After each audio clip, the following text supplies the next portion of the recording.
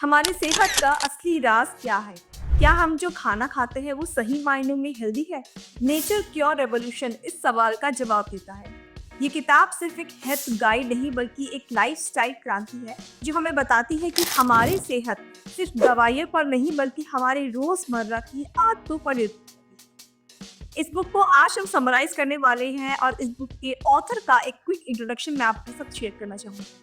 Doctor Ajay Prakash, जो natural health science में expert हैं, इस किताब के जरिए वो हमें परंपरागत और प्राकृतिक जीवन शैली अपनाने की प्रेरणा देते हैं। उनका मानना है कि प्रकृति के मायनों का पालन करके हम बिना दवाइयों के भी अपना जीवन चला सकते हैं और स्वस्थ रह सकते हैं। नमस्कार दोस्तों, आज हम एक बार फिर से हाजिर हैं आपके सामने एक ब्यूटीफुल बुक को, एक अमेजिंग बुक को समराइज करने के लिए।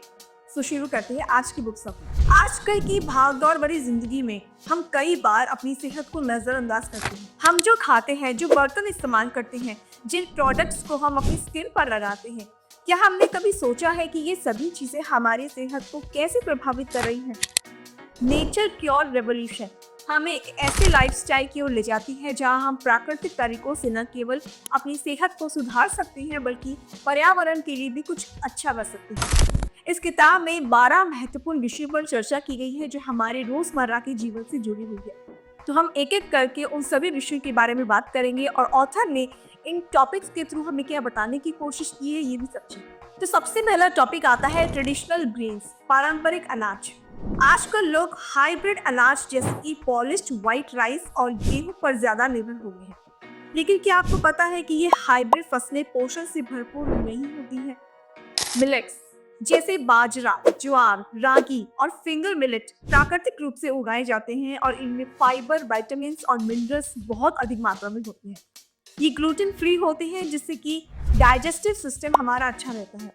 पारंपरिक चावल जैसे कि ब्राउन राइस एंटीऑक्सीडेंट से भरपूर होते हैं और ये हृदय रोग, डायबिटीज और मोटापे को कम करने में हमारी मदद करती हैं। ये फसलें कम पानी में उगती हैं जिससे कि पर्यावरण को भी फायदा होता है। मिलेट्स को अपने आहार में शामिल करें और एक हेल्दी जीवन की ओर कदम बढ़ाएं। अगला टॉपिक है कुकिंग यूटेंसिल्स। सही बर्तनों का चुनाव कैसे करें? खाना सिर्फ क्या खा रहे हैं ये मायने नहीं रखता है बल्कि किसमें पकाया जा रहा है ये भी उतना ही जरूरी है। नॉन स्टिक कुकवेयर्स में टेफ्लॉन होता है जो कि उच्च तापमान पर हानिकारक केमिकल्स को छोड़ता है। एल्यूमिनियम के बर्तन से छोटे छोटे एल्यूमिनियम के जो पार्टिकल्स हैं वो हमारे खाने में मिल जाते हैं जो हमारे मस्तिष्क और हमारे नर्वस सिस्टम के लिए हानिकारक है। आयरन, सोप स्टोन और अर्थन कुकवेयर ना सिर्फ सेफ होते हैं बल्कि खाने में आयरन और मिनरल्स को भी हमारे जोड़ते हैं। सही बर्तन का चुनाव आपके खाने को और भी ज्यादा पौष्टिक बना सकता है। इसके बाद जो थर्ड पॉइंट आता है जिस पर ऑथर ने चर्चा की है, दैट इज कुकिंग प्रैक्टिसेस। सही तरीके से खाना कैसे बनाएं? हम जो खाना पकाते हैं उसका पोषण इस बात पर निर्भर करता है कि हमने उसे पकाया कैसे है। स्टीम कुकिंग जो कि सबसे हेल्दी तरीका है क्योंकि ये विटामिन और मिनरल्स को बनाए रखता है।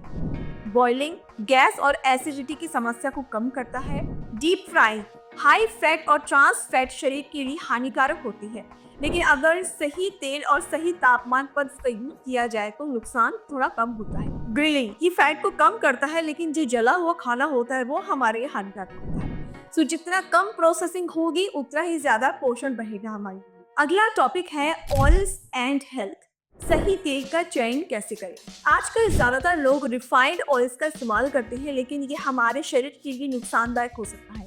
रिफाइंड ऑयल्स के नुकसान क्या क्या होते हैं? ये केमिकल प्रोसेसिंग के पोषक तत्वों को नष्ट कर देता है। ट्रांस फैट और प्लास्टिक नैनो पार्टिकल्स शरीर में हार्मोनल असंतुलन को पैदा करते हैं। ब्लड प्रेशर और कोलेस्ट्रॉल इससे बढ़ सकता है।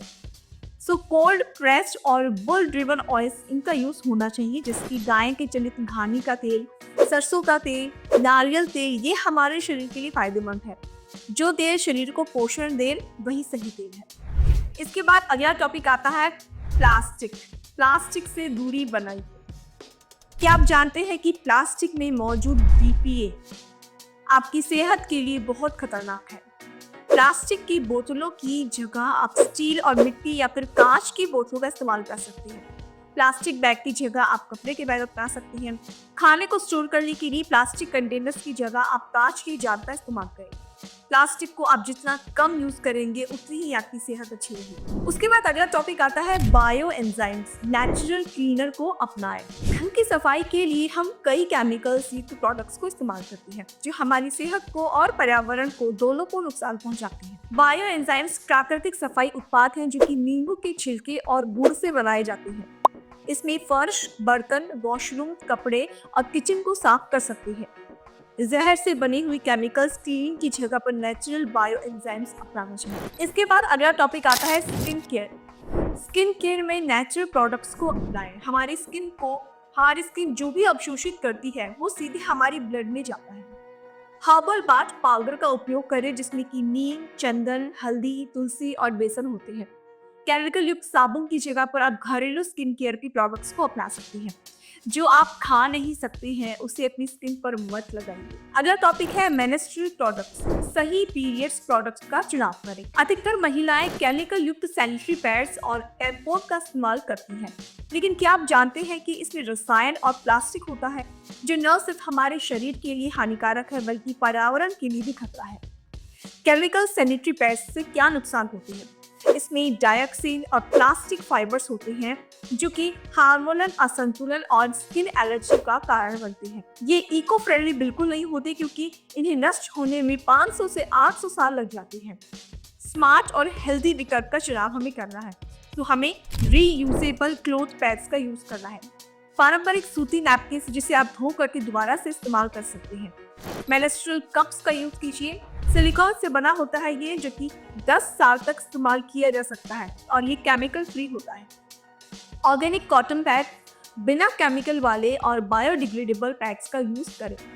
स्वस्थ शरीर के लिए स्वस्थ विकल्प। इसके बाद अगला टॉपिक आता है नेचुरल फ्रेग्रेंस, खुशबू का प्राकृतिक तरीका अपनाएं। आजकल परफ्यूम्स और ड्यूनेट्स का खूब इस्तेमाल होता है, लेकिन क्या आप जानते हैं कि इसमें हार्मफुल केमिकल्स भी होते हैं?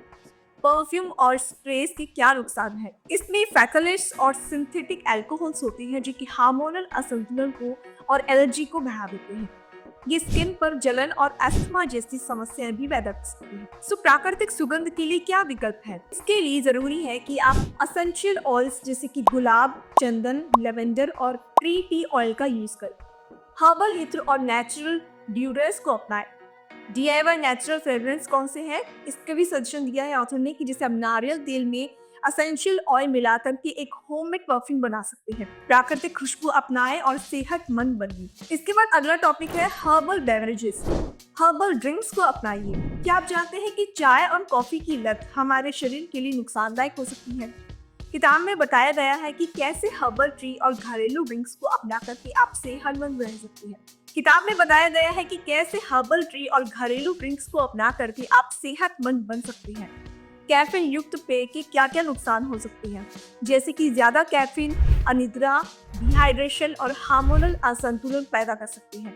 ये एसिडिटी और ब्लड प्रेशर को भी बढ़ाते हैं। हर्बल टी और प्राकृतिक ड्रिंक्स को अपनाइए। तुलसी, अदरक, हल्दी वाली चाय इम्यूनिटी को बूस्ट करती है। सौंफ, धनिया और जीरा का काढ़ा आपके डाइजेशन को सुधारता है। गुड़, नींबू और जलजीरा गर्मियों में आपको ठंडक देने के लिए जरूरी है। सो कैफीन को छोड़िए और हर्बल ड्रिंक सेहतमंद जीवन की ओर बढ़िए। अब बात आती है कि पानी पीने का सही तरीका क्या है, और इसके बारे में भी ऑथर ने अपनी बुक में चर्चा की है। सो जानते हैं कि पानी पीने का सही तरीका क्या होता है। क्या आप जानते हैं कि RO और टैप वाटर पीने से शरीर को जरूरी मिनरल्स नहीं मिल पाते हैं?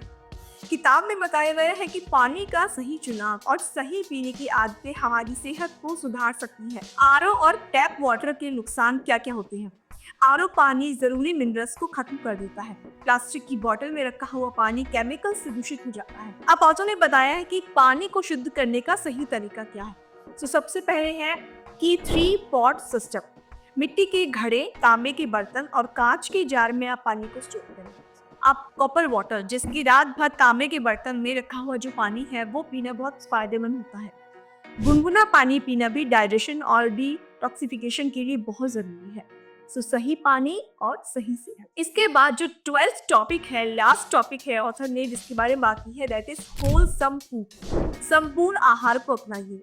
आजकल लोग प्रोसेस्ड फूड और पैक्ड स्नैक्स को ज्यादा खाते हैं, लेकिन ये हमारे स्वास्थ्य को बहुत हानि पहुंचाते हैं। अब बात करते हैं कि प्रोसेस्ड फूड और पैकेज फूड के नुकसान क्या होते हैं। इसमें प्रिजर्वेटिव्स, आर्टिफिशियल फ्लेवर्स और एक्सेस सॉल्ट और शुगर बहुत ज्यादा होता है, जो कि आपकी डायबिटीज को, बीपी को, मोटापे को बहुत बढ़ा देता है। ये पोषक तत्वों से रहित होते हैं और इम्यूनिटी को कमजोर करते हैं। अब आप सोच रहे होंगे कि संपूर्ण आहार के सही विकल्प क्या है। So whole grains, brown rice, millets, whole wheat ये हैं। इसके साथ में सीजनल फ्रूट्स और वेजिटेबल्स, ताज़ा फल सब्जियां खाइए, वो इसका ऑप्शन है। And another thing is plant based protein, जैसे कि दालें, नट्स, बीज, इनका यूज कीजिए। संपूर्ण आहार अपनाइए, रोग मुक्त जीवन जिए। सो फ्रेंड्स, ये किताब हमें क्या सिखाती है? नेचर क्योर रेवोल्यूशन हमें सिखाती है कि स्वस्थ जीवन का रहस्य हमारे रोजमर्रा के जीवन में छिपा हुआ है।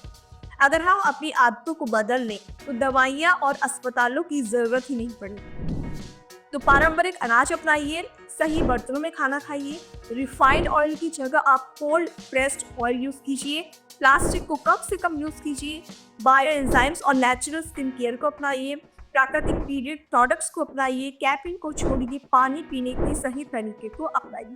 अगर आप हेल्दी और नेचुरल लाइफस्टाइल जीना चाहते हैं तो इस किताब की सलाह को अपनी लाइफ में अपनाइए और एक स्वस्थ भविष्य की ओर बढ़िए। तो दोस्तों, ये थी हमारी आज की book summary. I am sure आपको आज की बुक समरी पसंद आई होगी। इसके साथ साथ में ऑथर जिस तरह से आपको हेल्दी रहने का मैसेज दे रहे हैं और अपने आप को नेचर के ज़्यादा से ज़्यादा करीब लाने की बात कर रहे हैं, तो इस चीज़ को अपनाइए और आप अपने शरीर को, अपनी हेल्थ को ज़्यादा से ज़्यादा इम्प्रूव कर सकते हैं, इसको ठीक कर सकते हैं। तो ये थी हमारी आज की बुक समरी। प्लीज़ कमेंट करके हमें ज़रूर बताइएगा कि आज का ये बुक समरी सेशन आपको कैसा लगा, और अगर आपका कोई सजेशन है इसके लिए तो वो भी आप कमेंट के थ्रू हमारे साथ शेयर कर सकते हैं। मिलते हैं आपसे एक और नई बुक समरी में, तब तक के लिए धन्यवाद।